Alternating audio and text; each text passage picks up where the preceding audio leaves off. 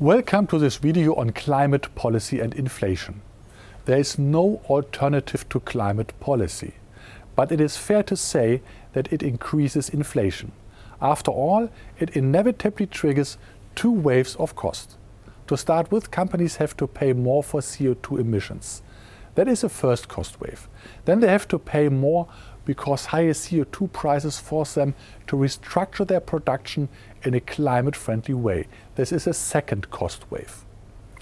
Regarding the first cost wave, in January, Germany introduced a CO2 tax of 25 euros per ton of CO2 emitted.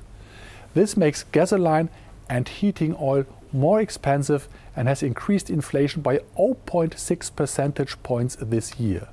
By 2025, the CO2 tax is set to rise to 55 euros.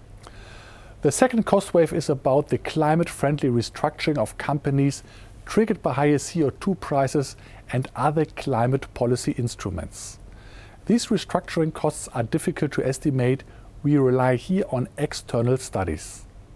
All in all, from the viewpoint of German companies, the two cost waves will lead to costs equivalent to around 5% of GDP by the end of the decade.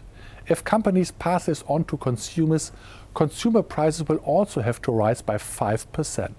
Per year, that means half a percentage point more inflation. Climate policy is thus another structural argument, along with deglobalization and demographics, that inflation will be higher in the coming years. Climate policy is necessary, but it does not come for free.